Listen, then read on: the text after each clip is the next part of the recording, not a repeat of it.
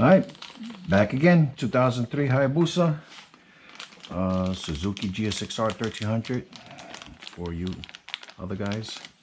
And so today we're working with the switchback LED bulbs.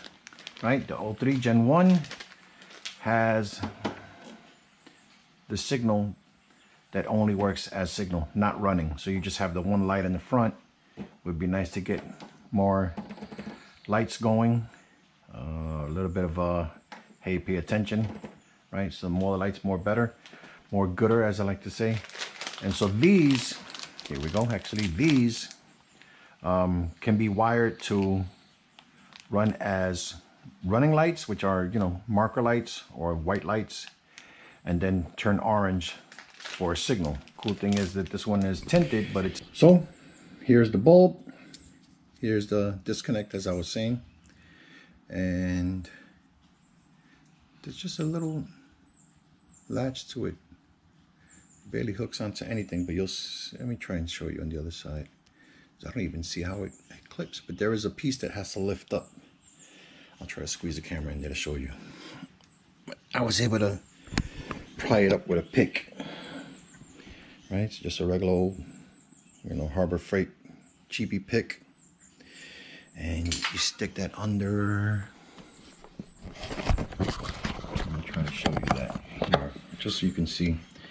And I have to guess like I'm doing. So that's the piece there. Oh, I can't show you, but anyway, you'll see it when you do it. It's a little pick, a little thing, and all you gotta do is just lift it up and then pull and come right off. So now we got the bulb in hand and wiring, and then we'll keep going. All right, so looking pretty easy. The center piece I just basically just pushed in, and now it's just the metal sleeve inside the plastic sleeve. And looks like we can spin it a little bit, so I'm just going to spin it a little back and forth to break whatever friction is there, and then hopefully be able to push it right off in the bottom.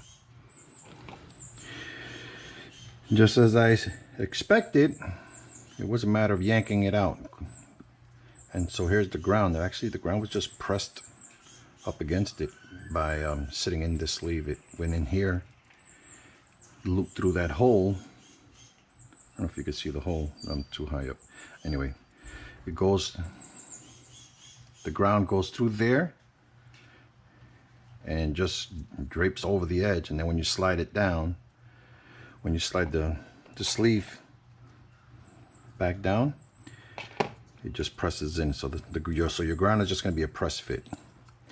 And then this was the positive for the signal. So we're going to swap this out now. I didn't think to see if this is even the same size, but it looks like it is the same size. All right, so it's the same size. Cool. We'll keep going. Yeah. So ground positive for signal. When you get rid of this, we can't yank it through because we probably could actually. Maybe I'll leave it in one piece if it fits. Let's see. Never know if you need that for something else later. Yep. All right. Cool. So that's actually done. Although I just realized I didn't even need to take that off because it's all irrelevant. This is what we need now. Well, we still need the ground. Do we need the connector? Not for 2 wires. Oh, I don't have a 3-wire connector, so I will use the connector.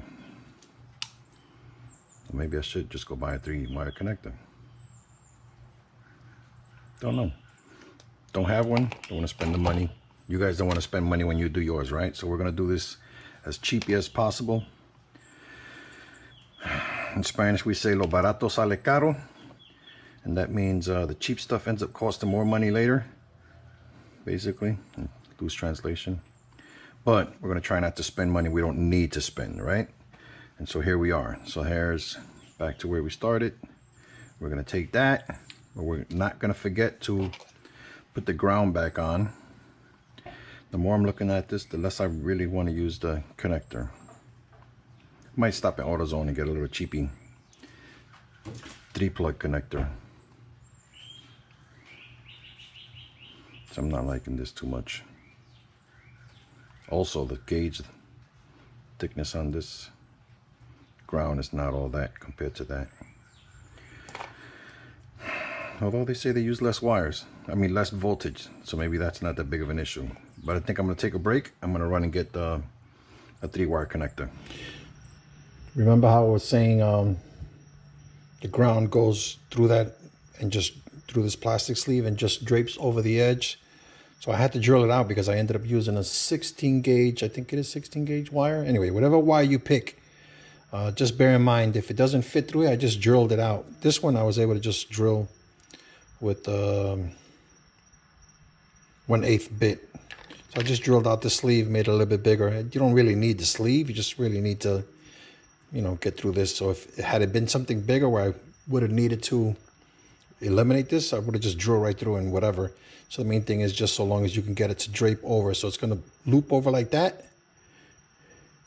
And when it bends down, and then when I push this socket in, it'll just make ground up against the housing or the sleeve. And that'll be the ground wire. Okay. I just wanted to talk on that. And since I got you on here now anyway, on this clip, and I'm thinking about it, these connectors, these blade connectors, I use them all the time. I just want to make you aware of something that I do that I don't know if everybody else does, but, and I'm sure most people do anyway, but I just want to talk about it real quick. So this is the side that's going to be on the bulb.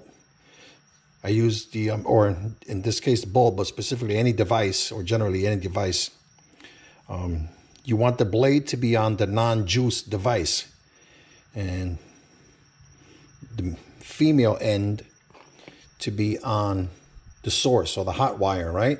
And what I do is I add another piece of shrink tubing to it, so that if something happens and it makes ground, well, it doesn't make ground because of the shrink tubing, causes like a shield. But I just want you to be aware. So you'll see it here, right? And you'll see when I'm done, I'll show you a piece. It'll have some shrink wrap as a sleeve, so that the only thing exposed will be just a little enough where I could get the blade in there without this being able to, this could bounce around anywhere and it won't make contact or short anything out. If we did that on the opposite end, there is no way to shield this blade, right? Because this blade needs to be exposed to get inside the female end. So this is why we make sure that this is the hot side, and we make sure that we're going to shield it good, right? So if it's bouncing around the bike, it doesn't short anything out or cause a problem. I just wanted to talk about that in case you're not aware of it. And so here it goes. So we got our ground in place, right? This is going to be our ground wire. One of these, don't know which one yet, is going to be your running light, and the other one's going to be signal. And I put spade connectors on them, male ends.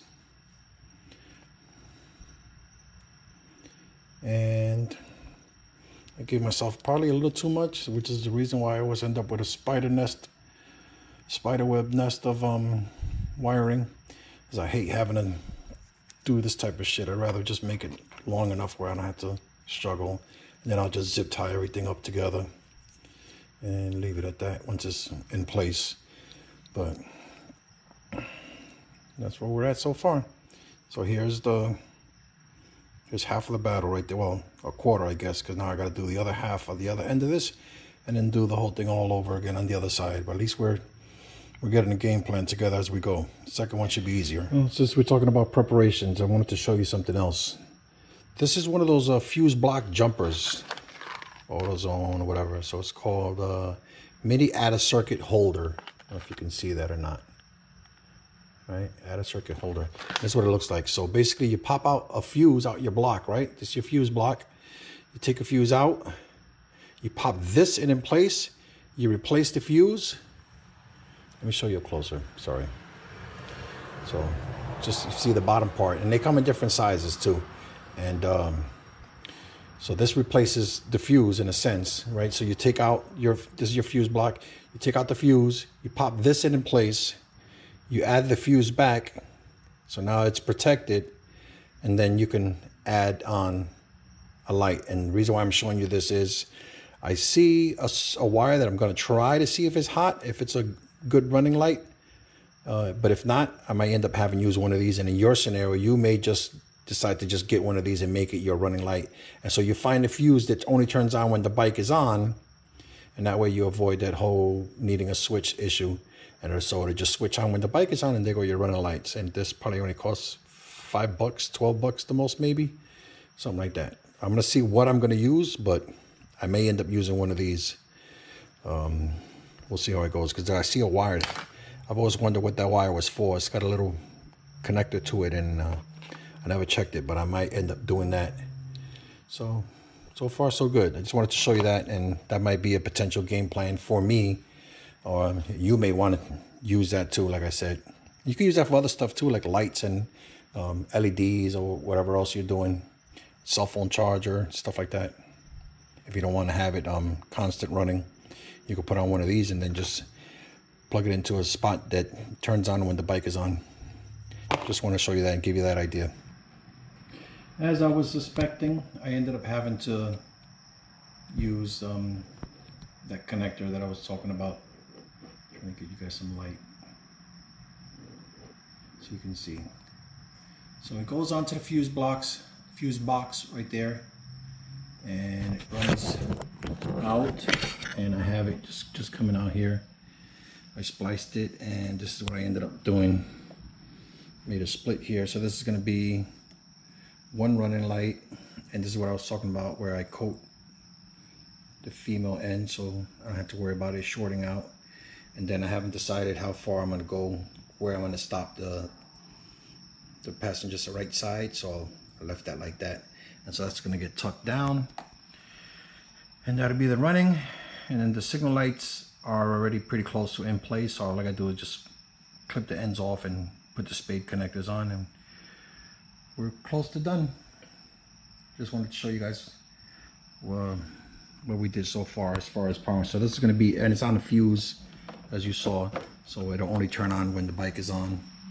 I was thinking about putting it on a switch, but I think I'll just leave it like that.